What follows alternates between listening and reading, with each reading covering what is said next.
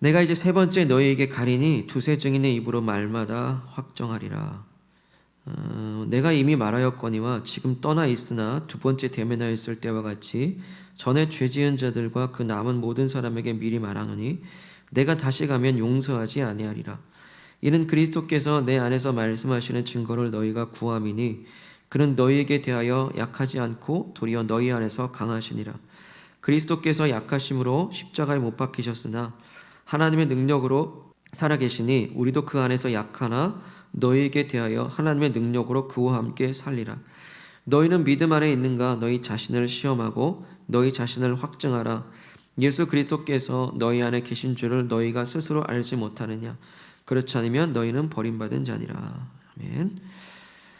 오늘 말씀의 제목은요, 믿음의 자가진단입니다. 믿음의 자가진단. 요즘 코로나로 인해서 자녀들을 두신 가정들은 온라인 수업으로 주로 진행이 되지요. 온라인 수업을 하게 되면서부터 새롭게 습관이 된 하나의 아침에 일어나는 습관들이 있는데 자가진단을 하는 겁니다. 아이들 그렇게 하더라고요. 온라인 수업하기 전에 꼭 자가진단을 사이트에 들어가서 발열이 있는지 그리고 또 어떤 증세가 있는지를 체크한 다음에 이 온라인 수업에 들어갑니다. 이 자가진단이라는 말이 이제 일상 용어가 되어서 익숙한 단어가 되었죠. 문득 이런 생각이 들었습니다. 이 자가진단이라고 하는 이 익숙한 단어 앞에 믿음이란 단어를 한번 붙여보게 되었습니다. 믿음의 자가진단. 새삼스러웠습니다. 우리가 믿는다고 그러지만은 그 믿음 앞에서 우리도 자가진단을 해본다면 우리는 정말로 그 부분에서 합격점을 체크할 수 있는가? 우리 그리스도인들에게서의 가장 중요한 건 믿음이죠. 믿음이 없이는 그리스도인이 될 수 없습니다. 믿음이 바로 그리스도인일 텐데 이 그리스도인에게 이 믿는다라고 하는 것이 자가진단 되어야 합니다. 매일마다 되어야 되는 것이죠. 이 당연하고 익숙한 것들에 대해서 다시 한번 생각해 보면 거기에서부터 삶의 본질이 나타난다라는 그런 글을 본 적이 있습니다. 당연한 것이죠. 익숙한 것들입니다. 근데 거기에서 그 왜 그렇지? 왜에 대한 질문들을 던져보는 겁니다. 왜라는 질문들을 거기 던질 때 당연한 것이 당연한 게 아니라 일상의 기적이라는 것이죠. 일상은 기적입니다. 그 누군가 어려운 사람들에게 있어서 그 평범한 일상은 기적이죠. 그 기적 같은 삶을 우리는 살아가고 있습니다. 일상의 기적. 근데 그 일상의 기적은 그걸 발견할 수 있는 이유는 뭡니까? 해가 뜨거워지는 것이 기적이라는 걸 발견할 수 있는 이유는 뭐죠? 왜 뜰까? 왜 저렇게 갈까? 거기에 대한 당연한 것들에 대한 질문들이 생기면 본질적인 답을 요구하게 됩니다. 말씀드렸던 것처럼 그리스도인에게 믿음이란 건 당연한 거죠. 근데 왜 믿을까? 그럼 내가 진짜 믿을까? 과거도 믿었고 지금도 믿고 앞으로도 믿을 건데 나는 진짜 믿는 것일까에 대한 질문들을 우리가 하게 될 때 우리는 이 믿음을 다시 자가진단하듯이 점검하고 갈 수가 있는 것입니다. 오늘 하나님께서요, 이 바울 사도, 특별히 고린도 후서를 통해서 우리에게 주시는 그 핵심의 말씀도요, 너희도 믿음의 자가진단을 해라라는 명령입니다. 5절 말씀 처음만 보시면 제가 읽겠습니다. 너희는 믿음 안에 있는가? 너희 자신을 시험하고 너희 자신을 확증하라 합니다.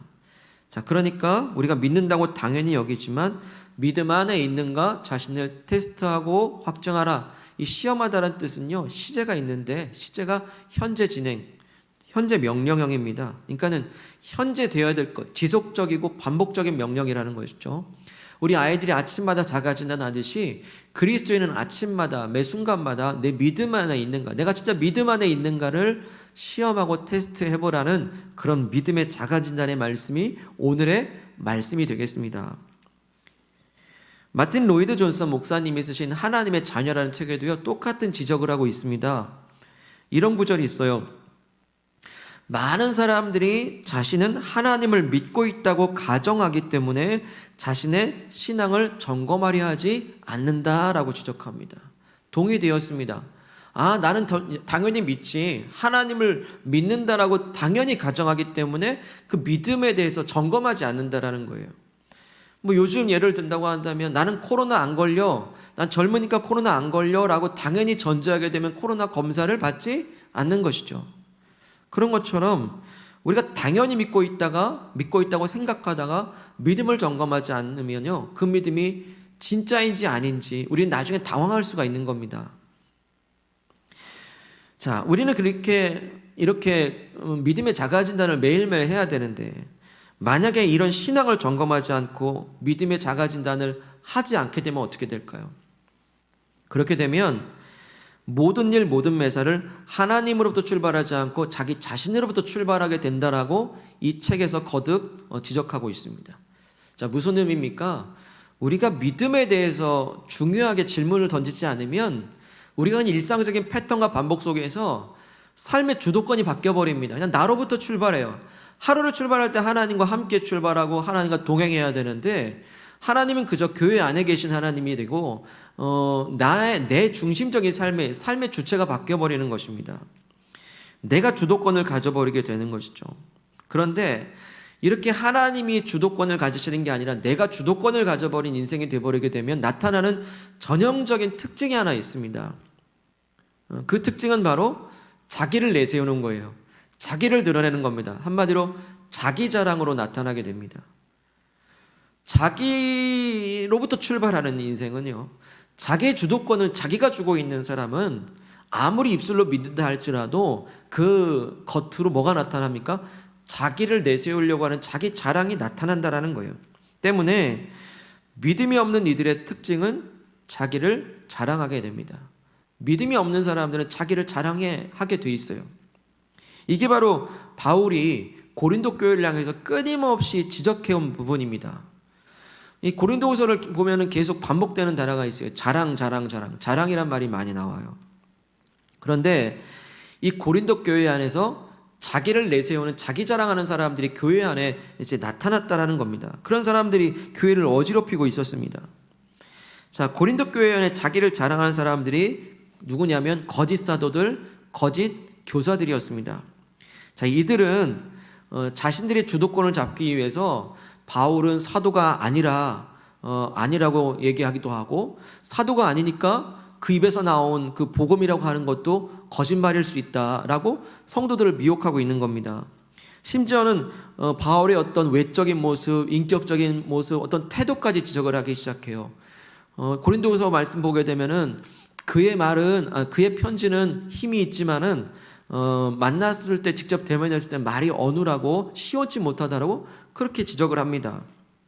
때로는 지도자로서 우유부단하다거나 어떤 능력이 없든 결단력 없는 지도자라거나 외적인 걸로 계속해서 바울을 비난하는 겁니다.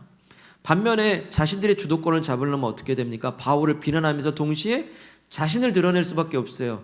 우리가 그래서 진짜 사도야.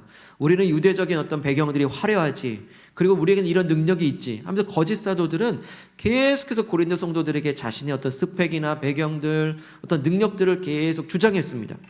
바울이 무슨 그리스도의 일꾼이야, 내가 그리스도의 일꾼이야라고 계속 주장했던 거예요. 이렇게 자기 자신을 자랑하고 드러내고 있습니다. 그런데 그들이 모르는 게 하나 있습니다. 그들이 그토록 자기 자신을 자랑하면 드러낼수록 그들이 스스로 믿음이 없다라는 것을 자기 입으로 말하고 있는 거나 마찬가지이기 때문이에요. 그렇지 않습니까?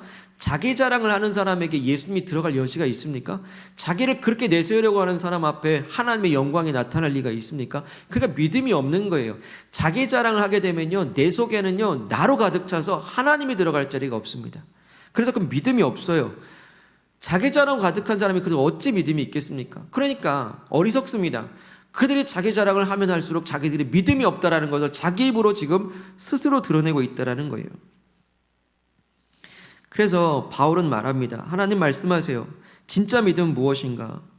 하나님께서 바울을 통해 주시는 진짜 믿음의 그 척도는 무엇이냐면 바로 자기를 자랑하는 것이 아니라 자신의 약함을 자랑하는 것이라 말씀하십니다. 내 약함을 자랑하는 거예요. 자, 여기에서는 굉장히 역설적인 단어들이 서로 반대되는 단어가 들어가 있죠. 한번 보십시오. 자기 약함을 자랑할 수 있는 사람이 있습니까? 내 부족함을 자랑하는 사람이 있습니까? 내 잘난 것을 자랑하지 내 부족함은 감추고 싶은 게 사람의 심리예요. 그런데 자신의 약함을 자랑한대요. 무슨 말일까요? 12장 9절로 찾아가 보죠. 12장 9절로 한번 찾겠습니다. 함께 읽어볼게요. 12장 9절, 고린도후서 12장 9절. 시작. 나에게 이르시기를 내 은혜가 네게 족하도다. 이는 내 능력이 약한 데서 온전하여 짐이라 하신지라. 그러므로 도리어 크게 기뻐함으로 나의 여러 약한 것들에 대하여 자랑하리니 이는 그리스도의 능력이 내게 머물게 하려 함이라. 아멘. 자, 무엇을 자랑합니까? 내 약한 것을 자랑하는데 그 이유가 뭐라고 하죠? 끝에 그리스도의 능력이 내게 머물게 하려 함이라 라고 말씀하세요. 그러니까 내가 약하지만 약하다면 거기에 뭐가 나타납니까? 그리스도의 능력이 나타날 기회라고 하는 것입니다. 내가 약할 때 그리스도의 능력이 나타날 기회다. 자, 우리에게 우리 경험을 한번 돌아보시죠. 우리 지난 과거에 한평생 지내오시면서 지점들 한번 돌아보십시오. 우리가 눈물 흘릴 때, 우리가 고통당할 때, 우리가 가장 연약할 때, 우리가 가장 힘들 때 어떻게 버티셨습니까? 예배하면서 버티셨죠. 그리고 예수님 생각하면서 이겨냈습니다. 눈물 흘릴 때 예수님의 위로를 얻고서 일어났습니다. 그때만큼 기도 많이 해본 적도 없습니다. 그때만큼 하나님을 구했던 적도 없습니다. 예수님을 붙잡았습니다. 그런 시간, 고난은 힘겹지만 어려웠지만 바로 그 고난의 시간, 가장 약할 때 예수님이 우리를 이렇게 인도하셨다라고 간증할 수 있는 지점들은 사실 내가 가장 약할 때라는 사실이에요. 오늘 우리도 약한 부분이 있습니다. 그리고 그런 고난의 시간을 지금도 겪고 있기도 하죠. 어렵지만 약하지만 그럼에도 불구하고 내가 약한 만큼 무엇을 의지합니까? 바로 예수 그리스도 하나님의 영광을 바라보면서 끊임없이 기도를 멈추지 않고 나아가고 있는 것 아닙니까? 이른 아침 기도회 때도 제가 그런 비유를 드렸습니다. 우리가 만약에 하나에서 열을 채운다고 그럴 때 하나님과 함께 우리 그 열을 한번 채워보죠. 열이라고 하는 항아리를 채울 때 우리가 만약에 9을 채운다고 한다면 하나님은 하나를 채워주실 겁니다. 우리가 반절을 채운다고 한다면 하나님은 반절을 채워주시겠죠. 만약에 우리가 하나를 채우면 하나님은 9을 채우실 겁니다. 근데 만약에 우리가 아무것도 없다라고 한다면 하나님은 모든 것을 채우실 것입니다.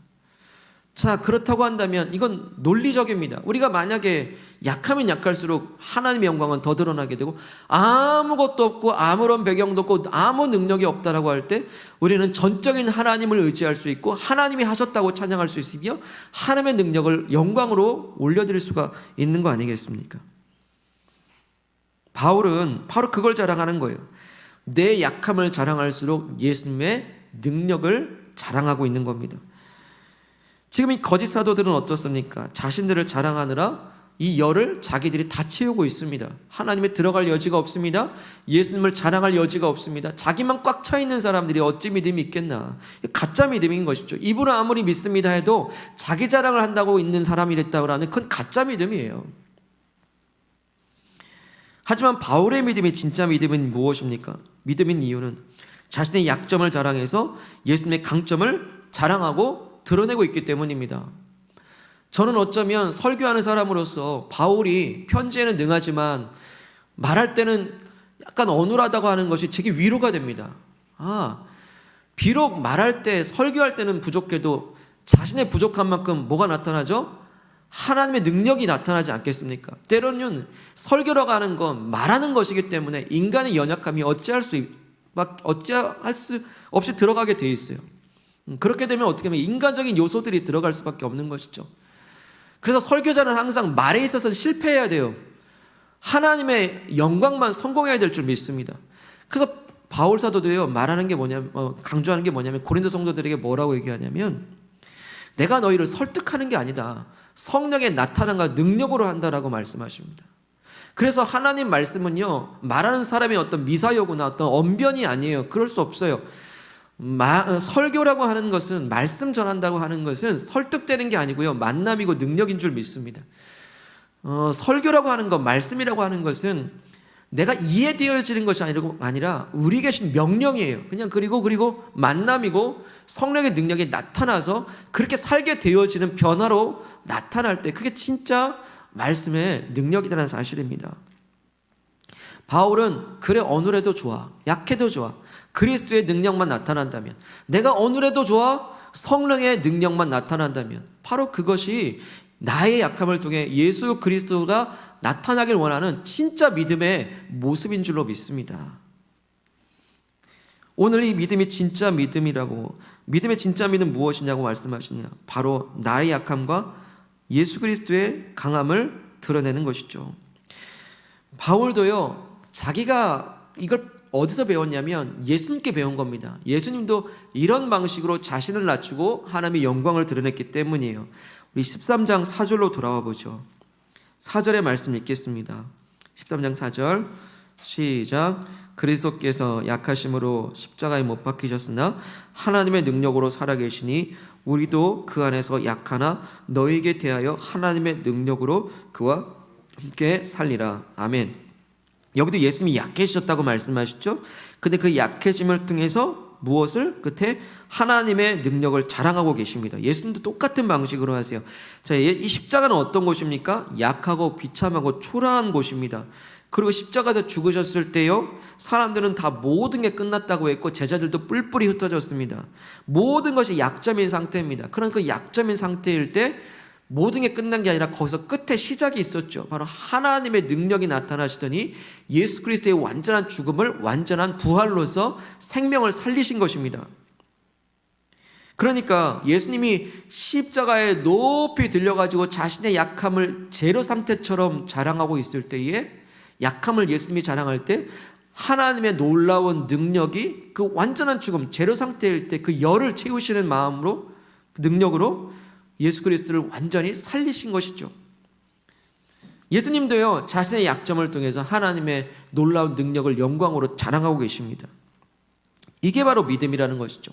이게 진짜 믿음입니다. 그래서 바울도 저 거짓 사도들에게 일일이 대응하지 않습니다.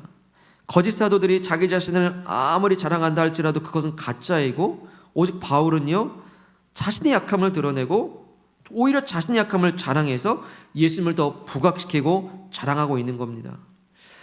오늘 우리 믿음이 진짜 믿음인가 아닌가 자가진단 해보라고 주님 말씀하십니다.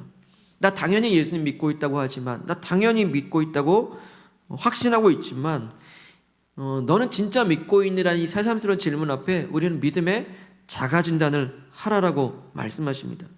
어떻습니까? 한번 진단해 보시기 바랍니다. 나는 나를 드러내려고 하는 인생인가, 아니면 내 약함을 자랑해서 예수님을 더 드러내려고 하는 인생인가? 나는 나 자신의 영광을 위해 사는가, 아니면 하나님의 영광을 더 나타내기 위해서 살고 있는가? 이 세상 논리는 어떻습니까? 이 세상 사람들은 어떻죠? 자기 자신을 믿습니다. 자기 자신을 자랑하기에 바쁜 시대를 삽니다. 그런데 거기엔 부작용이 있어요. 자기 자신을 자랑하려 하다가 문제는 자기 자신을 자랑하는 재료들이 나중에 다 고갈된다라는 거예요. 더 이상 자랑할 게 없어지거나 남이 더 뛰어난 자랑을 하게 될 땐 주눅이 들어서 자기 열등감에 빠지고 자기 비하에 빠지다가 점점 좌절의 패턴을 반복합니다. 때문에 자기 자신을 믿는 사람은요, 믿음이 사실 없는 사람이에요. 자기 자신을 드러내기 때문에. 하지만 우리는 진짜 믿음을 말하는 그리스도인들입니다. 우리는 자기 자신을 사랑하는 시대 속에서 예수님을 자랑하는 사람들임을 믿습니다. 자, 이렇게 되게 되면 좌로나 우로나 치우치지 않습니다. 인생에 굴곡이 있어도요, 평탄할 수 있습니다. 평안할 수 있는 그 이유는 뭐냐면, 우리가 예수님을 자랑하기 위해서 그런 분명한 목적과 뜻이 있기 때문에 무엇을 하든지 목적의식을 가지고 일합니다. 우리가 일터에서도 예수님을 자랑하기 위해서 일한다고 한다면, 물론 예수님이라는 말을 전혀 이렇게 드러내지 않는다 할지라도 우리가 예수님을 나타내기 위한 그런 분명한 목적이 있을 때 누가 보든지 안 보든지 성실하게 나아갈 수가 있습니다. 공부할 때도 마찬가지입니다. 예수님을 나타내기 위해서, 하나님의 영광을 드러내기 위해서 내가 열심히 해야 될 이유가 있기 때문에 공부를 하는 것입니다. 그 목적의식이 있기 때문에 열심히 섬기고 또 사랑하며 살아갑니다. 혹시 반대로 때로는 어려움을 만날 때가 있습니다. 어려움 만날 때 나락으로 떨어지다가도요, 완전히 엎드려지지 않습니다. 다시 일어날 수 있는 힘과 용기를 얻게 되는데, 왜냐하면 이 고난과 눈물의 시간 역시도 예수님을 자랑할 기회로 삼기 때문입니다. 오늘 나의 고난과 함께 하시는 예수님을 우리는 자랑합니다. 나는 분명히 약점이 많은 사람인데도 불구하고 하나님 성경 말씀에 내게 능력 주시는 자 안에서 모든 것을 할 수 있다는 그 말씀의 확신과 위로를 얻어서 내 약점을 뛰어넘어 하나님의 강점으로 일하기 시작하고 내 가능성을 뛰어넘어 하나님의 가능성만큼 능력을 발휘하는 걸 보지 않습니까? 내 배경과 환경에 자랑할 게 하나도 없습니다. 그런데 내가 하나님의 자녀라고 하는 그 영적인 자존감이 있기 때문에 세상이 준 자존심이 아닌 내가 하늘에서 내게 주어주신 그 영적 자존감이 확고하기 때문에 다시 한번 이 어려운 환경에서도 능히 일어날 수 있는 용기와 힘을 가지고 극복해 나가는 겁니다. 오히려 그 눈물 속에서 주님을 향한 찬양과 감사가 끊어지지 않는 것이죠. 이렇게 진짜 믿음을 가진 사람은 내 자랑이 아니라 예수님을 자랑하라고 하는 목적의식이 있기 때문에 열심히 삽니다. 때론 넘어질지라도 그것을 기회로 삼습니다. 예수님을 나타낼 수 있는 기회. 사랑하는 여러분, 믿음을 자가진단하시는 저와 여러분들 되시길 바랍니다. 남들처럼 나도 다 자신만을 자랑하려고 한다면 그건 진짜 믿음 아닙니다. 진짜 믿음 곧 내 약함을 자랑하시기를 바랍니다. 왜? 예수님의 강하심을 드러내기 위해서, 하나님의 영광을 더 드러내기 위해서 내 약한 만큼 강하신 하나님을 나타내는 진짜 믿음 되시길 축복합니다. 자, 이렇게 내 약함을 통해서 예수님의 강하심을 드러내게 될 때 여기서 한 가지 더 알아야 될 게 하나 있습니다. 우리 13장 5절 말씀 이제 한번 읽어보시죠. 5절 말씀 시작. 너희는 믿음 안에 있는가? 너희 자신을 시험하고 너희 자신을 확증하라. 예수 그리스도께서 너희 안에 계신 줄을 너희가 스스로 알지 못하느냐? 그렇지 않으면 너희는 버림받은 자니라. 아멘. 보십시오. 너희가 스스로 알지 못하느냐? 네가 스스로 알 수 있는 게 있다 하면서 뭡니까? 예수 그리스도께서 너희 안에 이미 계시다라고 하는 사실을 너희 자신이 스스로 알 수 있다 이겁니다. 근데 그걸 모르느냐? 왜 모르느냐? 이게 만약에 너희 자신이 안에 예수님이 계시다는 걸 모르게 되면 너희는 버림받은 자니라. 이건 헬라어 원어적으로 실격했다라, 합격점에서 미달됐다는 뜻이 있습니다. 낙제 점수를 받았다 이거죠. 자, 이것이 바로 믿음을 자가진단하는 두 번째 방법입니다. 내 안에 예수님이 계신다는 걸 아느냐 모르느냐, 이게 바로 믿음의 자가진단 두 번째입니다. 자, 고린도 교회 안에 고린도 교회를 한번 가보시죠. 고린도 교회 안에 거짓 사도들은 계속해서 자신을 드러내면서 바울을 험담하고 깎아내리죠. 고린도 성도들도 처음에는 이 말을 믿지 않았을 겁니다. 바울 사도가 그렇진 않을 거예요. 아마 그가 전한 말씀이 복음이 맞지요. 당연히 처음엔 여겼을 겁니다. 그런데 이 거짓 교사들은 자꾸 옆에서 바울을 비난합니다.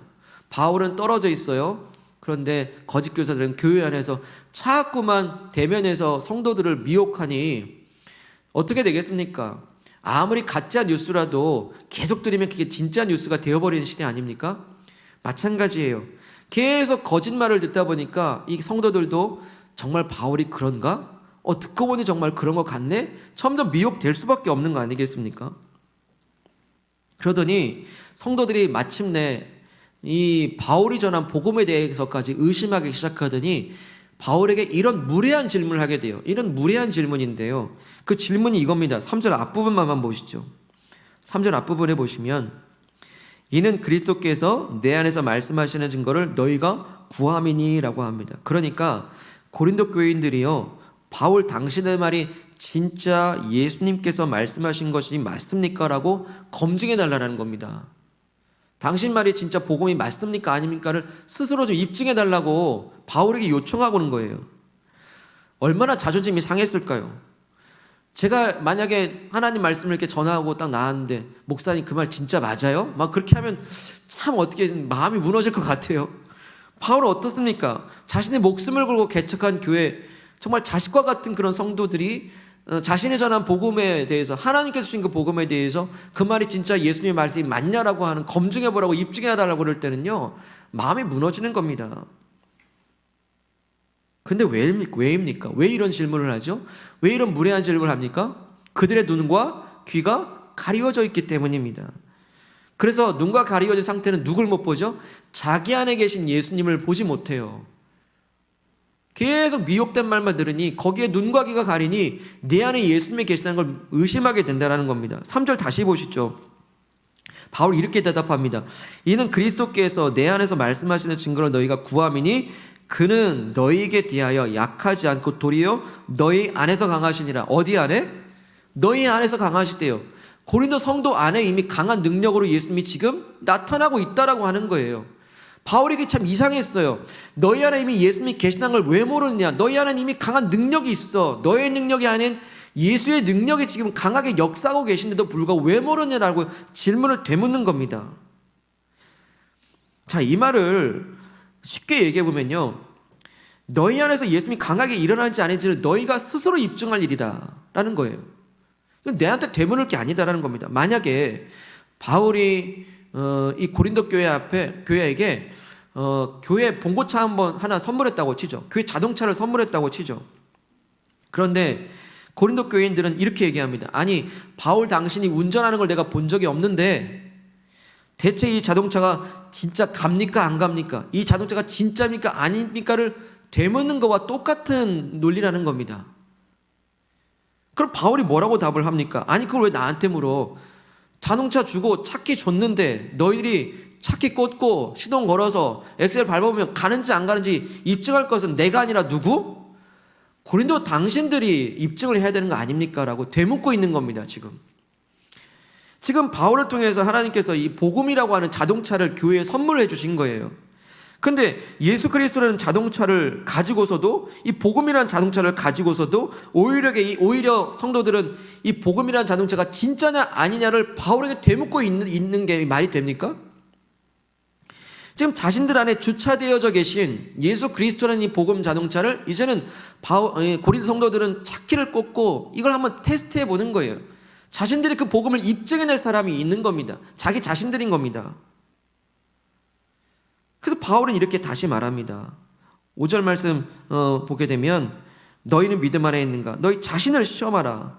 너희 자신을 확정하라. 시동 걸고 한번 가보라 이거죠. 너희 안에 예수가 계신 줄을, 너희 안에 복음의 자동차가 주차되어져 있는 것을 너희 스스로가 왜 모르느냐라고 지적하고 있는 겁니다.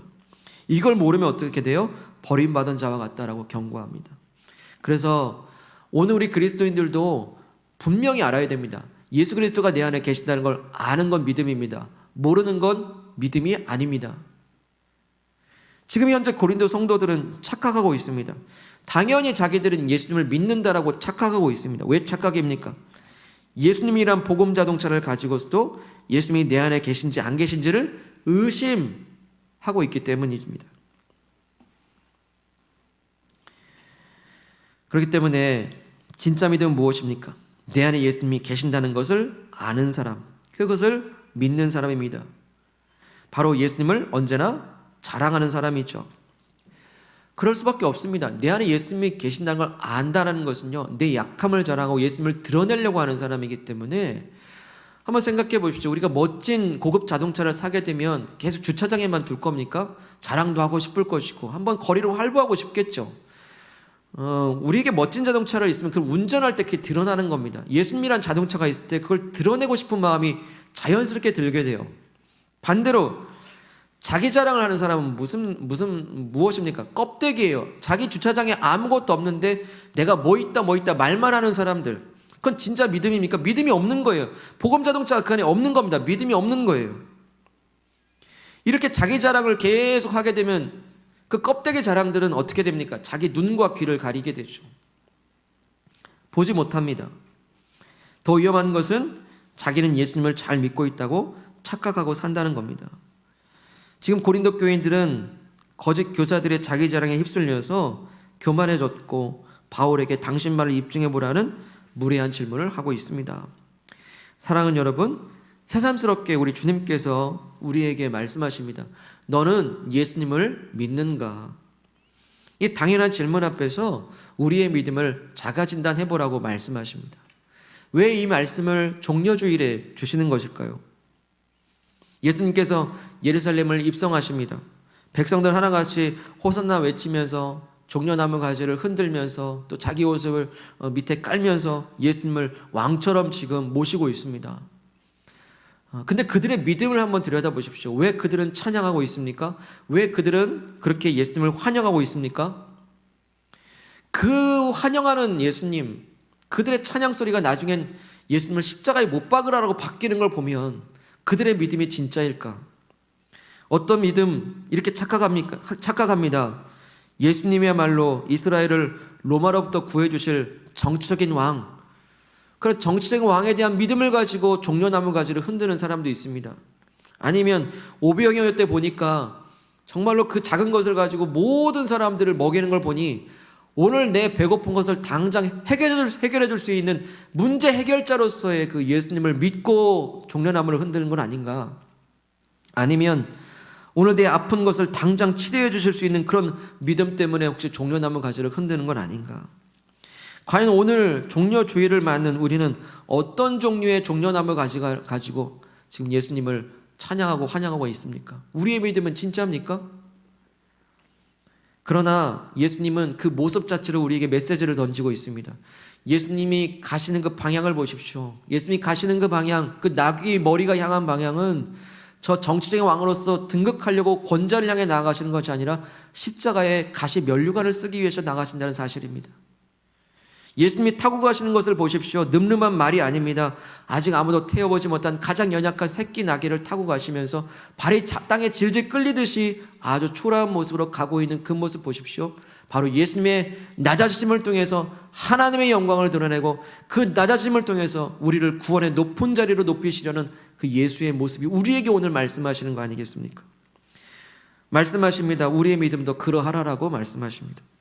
예수님께서 낮아지심으로 하나님을 자랑하신 것처럼 우리 믿음도 내 약함을 통해서 예수님만 자랑하는 믿음이 되라고 말씀하십니다. 이제 오늘 내 수고와 노력들이 어딜 목적으로 하고 있습니까? 예수님을 자랑하기 위한 그런 수고와 노력이 되시기를 축복합니다.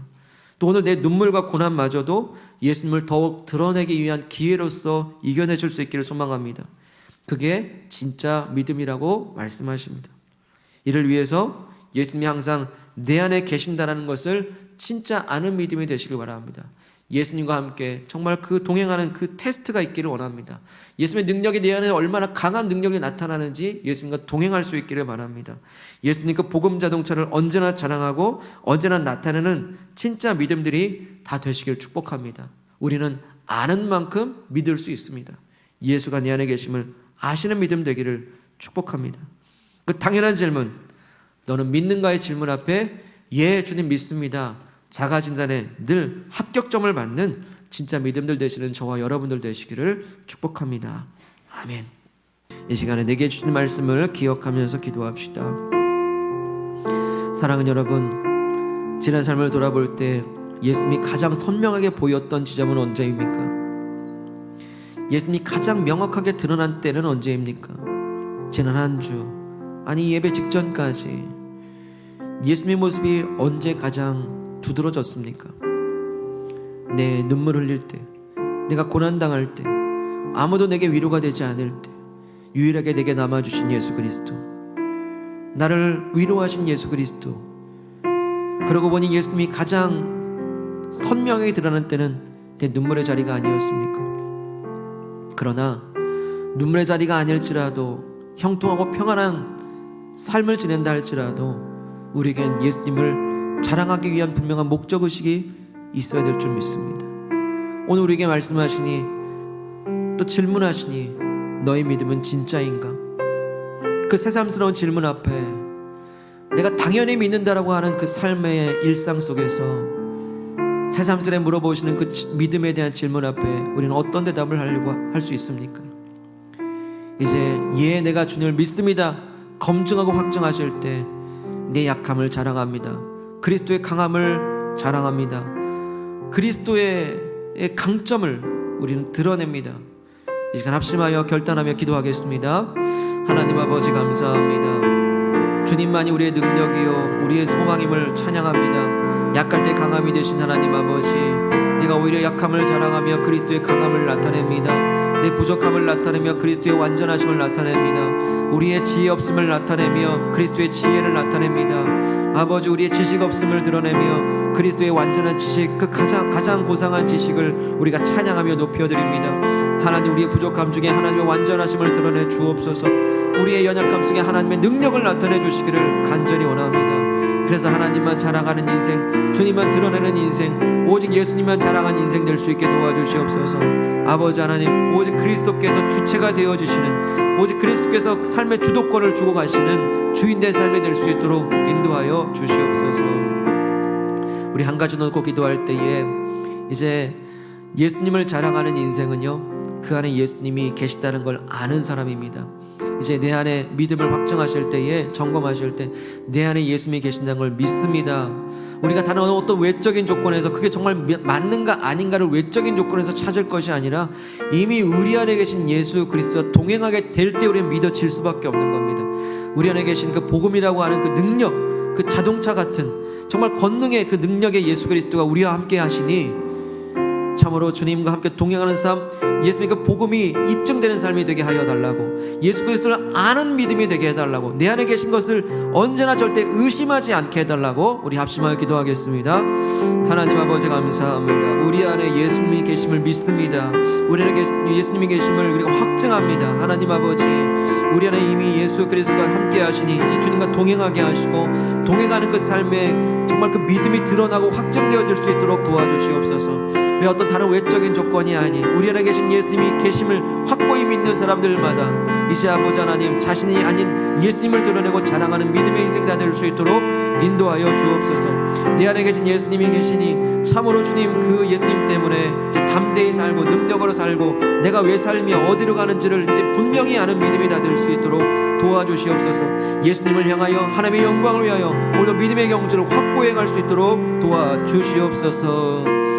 예수 어린 양, 내 자랑할 존귀한 이름 내가 드러내고 나타낼 예수 어린 양, 존귀한 이름. 하나님 아버지 감사합니다. 우리가 어디에서 와서 왜 살며 어디로 가는지 모르고 있을 때에, 그래서 남들이 자랑하는 것처럼 나도 자랑하기에 바쁜 이 시대에 그렇게 급급했던 내 삶의 그 분주함과 그 무거운 짐들 속에서 이제 예수님을 만나고 예수님께 그 모든 수고의 짐들을 내려놓게 하시니 감사합니다. 그 누구에게도 열 수 없었던 내 연약함 이제 주님 앞에 다 드러내고 나타냅니다. 주님, 나는 연약합니다. 그러니 하나님의 강하심을 나타내 주옵소서. 나는 지혜가 없습니다. 그러니 하나님의 지혜를 충만하게 부어주시옵소서. 주님, 나는 부족합니다. 그러니 하나님의 완전하심을 나타내 주옵소서. 아니 주님, 나는 무능합니다. 그러니 하나님의 전능한 능력으로 나타내 주옵소서. 주님, 이제 나의 약함을 주님 앞에 드러내는, 그리고 나타내는 그 고백 앞에 하나님의 영광을 간증할 수 있게 도와주시고, 내 눈물의 시간들마다 하나님의 선명하게 보였듯이 내가 지금 열심을 다할 이유, 하나님의 영광과 예수 그리스도를 자랑할 그 이유와 목적 가운데 정진하게 하여 주옵소서. 때론 고난 속에 있을지라도 오히려 이 시간을 통해 하나님을 나타낼 기회인 줄 믿사오니 주여 일하여 주옵소서. 찬양하게 하여 주옵소서. 끊임없는 감사가 멈추지 않도록 내가 주를 믿사오니 일하신 하나님을 찬양하게 하여 주시옵소서. 하나님, 그 진짜 믿음을 갖게 될 때 이제 언제나 내 안에 계신 예수님을 늘 믿게 하여 주시옵소서. 아는 만큼 믿을 수 있으니 이제 내 안에 계신 예수님과 함께 동행하게 하여 주셔서 내 안에 계신 예수님과 함께 동행하는 그 믿음이, 내 삶의 주도권이 예수님께서 주도해 가시는 그 놀라운 능력의 역사들이, 주님은 살아계십니다. 주님은 놀라운 하나님이십니다. 우리 삶을 통해 입증하고 나타낼 수 있는 그런 믿음의 여정이 될 수 있도록 진짜 믿음 되게 하여 주옵소서. 예수 그리스도를 자랑하는 믿음, 예수 그리스도를 아는 믿음 가운데 이제 아버지 주님께서 너의 믿음이 진짜 믿음이라고 인정하시고 칭찬받는 매일의 삶이 될 수 있도록 인도해 주옵소서.